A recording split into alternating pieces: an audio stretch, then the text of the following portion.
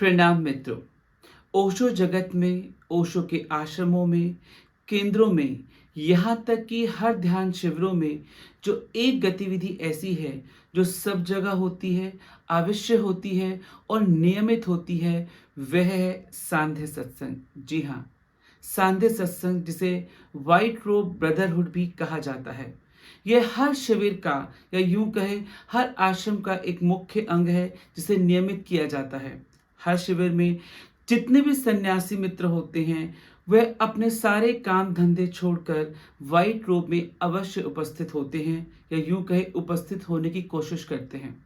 कोई और सत्र कोई मिस कर भी दे, लेकिन व्हाइट रोब में सभी सन्यासी बहुत ही उल्लास पूर्वक प्रसन्नता के साथ ध्यान कक्ष में आते हैं और सांध्या सत्संग का हिस्सा बनते हैं।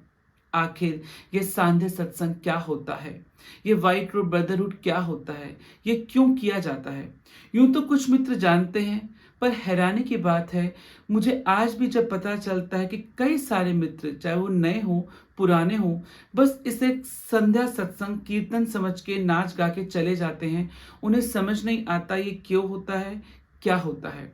सिमिलरली जब कोई एकदम नया साधक फर्स्ट टाइम आता है, क्योंकि अधिकतर जो कैंप होते हैं वो शाम से प्रारंभ होते हैं, और जब शाम से प्रारंभ होते हैं तो नए मित्रों का जो पहली बार किसी ध्यान शिविर में आया है उसका संपर्क या यूं कहे पहली गतिविधि व्हाइट रूप से होती है।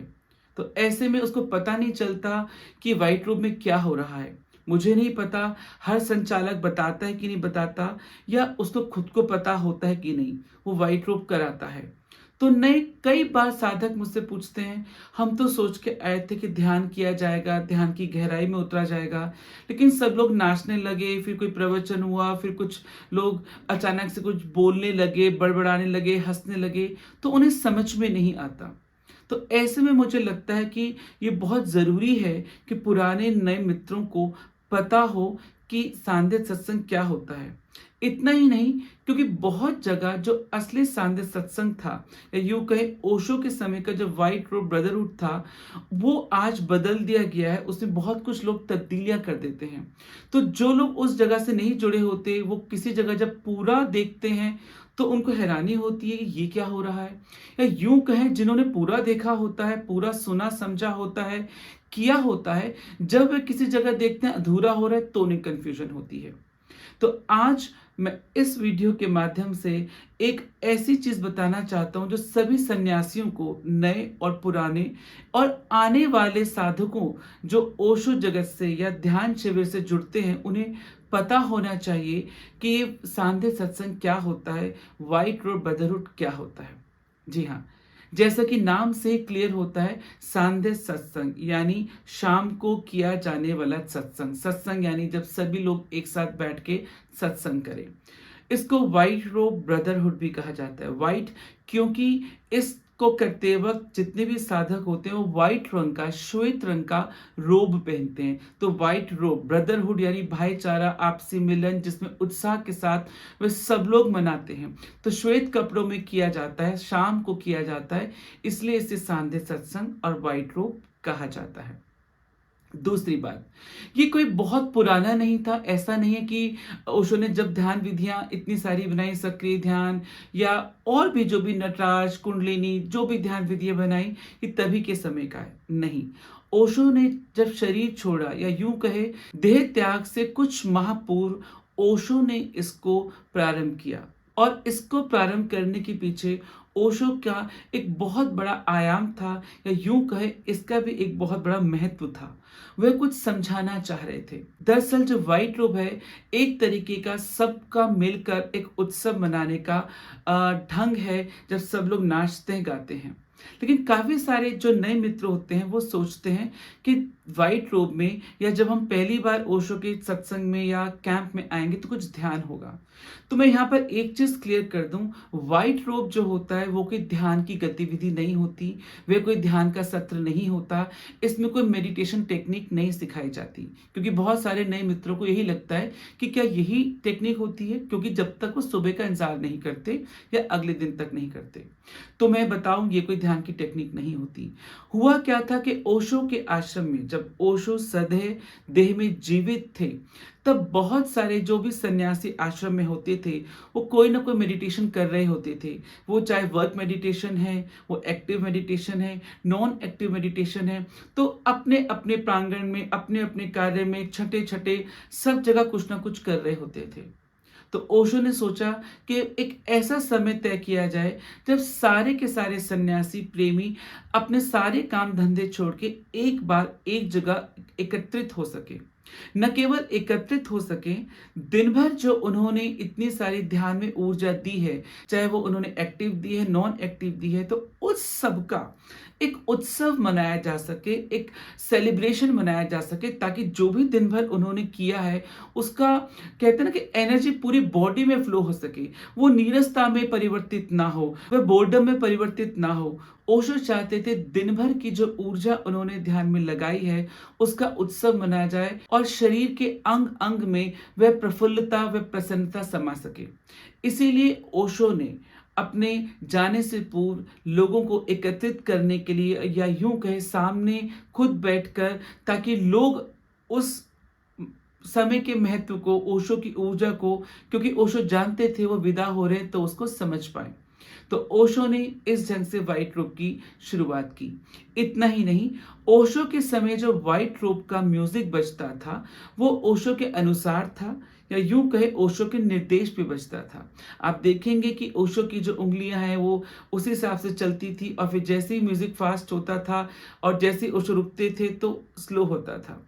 तो कहीं ना कहीं जो वाद्यों पे बैठने वाले संगीतज्ञ थे, वो ओशो के इशारे पर या ओशो के निर्देश पर उस संगीत को शुरू करते, तेज करते और ऊंचा करते, और उसके हिसाब से साधक नृत्य करते, सत्संग करते, कीर्तन करते, गाते। तो ये एक परिपाटी थी जो ओशो के समय, या यूं कहें जो ओशो के समय प्रारंभ हुई। और तो और ओशो ने एक चीज और कही थी, अगर तुम एकत्रित होके सब मिलके कीर्तन करोगे, सांध्य सत्संग करोगे, तो मेरी मौजूदगी को मेरे जाने के बाद भी तुम महसूस कर पाओगे। यही कारण है कि हर आश्रम में, हर शिविर में, हर केंद्र में लोग सांध्य सत्संग को बहुत उत्साहपूर्वक, उल्लासपूर्वक मिलकर मनाते हैं, नाचते हैं, ओशो को पुकारते हैं और फिर ध्यान में बैठते हैं। आइए जानते हैं कि एग्जैक्टली व्हाइट रोड ब्रदरहुड होता क्या है, सांध्य सत्संग में किया क्या जाता है। जो सांध्य सत्संग है वो हर आश्रम में, हर शिविर में लगभग 6:30 बजे के आसपास शुरू होता है। ये कुछ आधे घंटे का, 15 मिनट का, 20 मिनट का कीर्तन होता है, जो इस ढंग से सेट होता है कि 7 बजे के आसपास ये पीक पर होता है। और तब हम ऐसा महसूस करते हैं कि ओशो हमारे बीच हैं, हम पूरे कीर्तन में उन्हें बुलाते हैं, उन्हें पुकारते हैं, उनकी मौजूदगी को और घना महसूस करते हैं। इस कीर्तन में जो सभी साधक होते हैं, गाते हैं, नाचते हैं, लेकिन वो यूं ही नहीं। पहले कीर्तन की धुन बहुत हल्की होती है, धीमी होती है, मध्यम होती है, सब झूमते हैं, झूमना शुरू करते हैं, और संगीत तेज होता है, लोगों का नृत्य तेज होता है, फिर और संगीत तेज होता है। इस तरह भजन, कीर्तन या झूमना, नाचना नृत्य में बदलता है, नृत्य और प्रगाढ़ नृत्य में बदलता है। और धीरे धीरे ये जो कीर्तन है 15 मिनट का, 19 मिनट का, 20 मिनट का, एकदम पीक पे पहुंचता है, और सब लोग अपनी प्रचंड ऊर्जा के साथ, प्रगाढ़ ऊर्जा के साथ, सुध-बुध खो के उस तीव्र धुन के साथ, कंपन के साथ नाचने में लग जाते हैं, और ऊर्जा एकदम पीक पर होती है। ये वो टाइम होता है 7 बजे से कुछ मिनट पहले का, और कीर्तन समापन का। और कीर्तन समापन 3 बार ओशो ओशो ओशो की ध्वनि से खत्म होता है।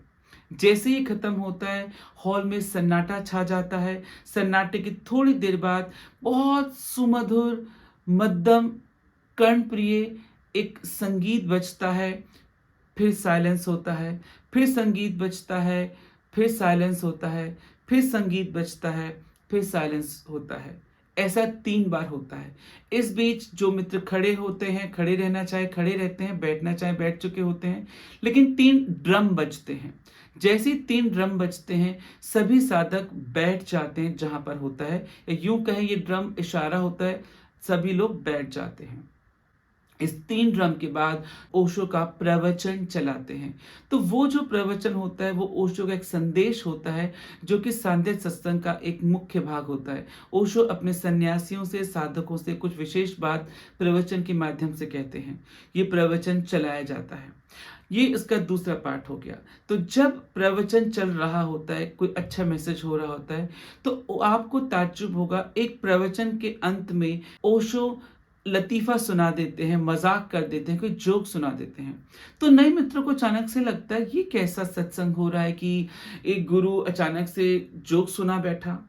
लेकिन ये जो जोक है, ये जो लतीफ़ा है जिसे आप हँस देते हैं, ये भी ओशो की ध्यान की एक टेक्नीक है, एक और आयाम है।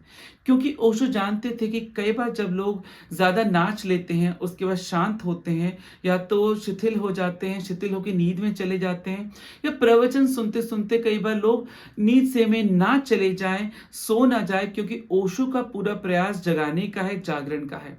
तो ओशो अचानक से जोक क्रैक करते हैं ताकि आप एकदम स्ट्रेट हो जाएँ, सीधे हो जाएँ, सतर्क हो जाएँ, अलर्ट हो जाएँ और वापस आ जाएँ, कहीं खोए ना, कहीं गुम ना जाएँ। तो ओशो इसीलिए जोक सुनाते हैं। तो बहुत सारे मित्रों को लगता है जोक अचानक क्यों आ गया? और अचानक जोक ही नहीं, जोक के खत्म होते ही अचानक से एक बीट बजती है और जिब्रिश शुरू हो जाता है। जिब्रिश ध्यान की एक विधि है जो ओशो सन्यासी जानते हैं। शॉर्ट में मैं बताऊं कि इसमें साधक उस भाषा में बात करता है जिस भाषा को वो नहीं जानता और अनर्गल बोलता है। तो शाम के वक्त उसका कुछ मिनट का प्रयोग होता है। सभी साधक अचानक से ऐसे शुरू हो जाते हैं। ये भी ध्यान का एक पार्ट है जो ओशो ने जान के जोड़ा ताकि अचानक हलचल हो सके, आप के अंदर जो एकदम से ठहराव आ गया था, क्योंकि आप सो ना जाएँ, तंद्रा में नहीं चले जाएँ, ओशो अचानक से ये विधि करा देते हैं और आपको कँपा देते हैं। तो जो नए मित्र हैं वो भी नहीं समझते, या यूँ कहो कुछ जगह व्हाइट रूम में चीज़ हट गई है तो लोग को नहीं पता होता। तो अचानक से ये जिब्रिश शुरू होती है और फिर एकदम से ड्रम बीट बजता है। जैसे ड्रम बीट बजता है तो ओशो हमारे भीतर बैठे बुद्धा को याद दिलाते हैं। वह याद दिलाते हैं कि हम भी बुद्धत्व को प्राप्त हो सकते हैं। न केवल हम भी बुद्धत्व को प्राप्त हो सकते हैं, हम ही बुद्ध हैं।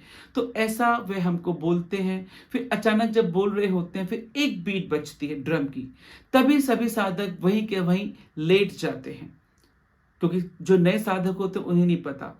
फिर वो लेट जाते हैं। फिर ओशो अपने अंग्रेजी में उस प्रवचन को हमारे भीतर बैठे बुद्धा को हमको याद दिलाते रहते हैं। फिर अचानक कहते हैं कम बैक, और फिर सब बैठ जाते हैं वहीं के वहीं, फिर बैठ जाते हैं। फिर ओशो थोड़ा सा प्रवचन और देते हैं और अचानक फिर बोलते हैं ओके मनीषा, जो सामने उस वक्त ओशो की सन्यासिन थी, जो ओशो से प्रश्न भी पूछती थी, वो कहती है यस भगवान। और फिर बहुत सुंदर सा सुगम संगीत बजता है, बहुत लाइट, और सब लोग धीरे धीरे आहिस्ता आहिस्ता शांत होकर उसके बाद विदा होते हैं। इस तरीके से वाइट रोब सांध्य सत्संग संपन्न होता है। तो मित्रों, आशा है जो मित्र नहीं हैं या फर्स्ट टाइम कैंप में जाते हैं या जाएंगे, या जिन्होंने सिर्फ वीडियो में देखा है ये क्या हो रहा है, उन्हें वाइट रोब ब्रदरहुड का मतलब या सांध्य सत्संग का मतलब समझ में आया होगा। बेशक ये ध्यान की कोई टेक्निक नहीं होती, कोई सत्र नहीं होता, परंतु जिस ढंग से ओशो ने डिजाइन किया है उसमें कीर्तन भी है, झूमना भी है, तीव्र नाचना भी है, जिब्रिश भी है, हंसाना भी है, ओशो का संदेश भी है, और खुद के भीतर जो बुद्धत्व है या जो बुद्ध है उसके प्रति हमें स्मरण भी ओशो दिलाते हैं। सब कुछ है। तो खेलते खेलते, नाचते नाचते ओशो सब कुछ करा देते हैं। तो आशा है आपको सांध्य सत्संग का अर्थ, उसका महत्व, उसकी उपयोगिता समझ में आई होगी। देखने के लिए बहुत बहुत धन्यवाद।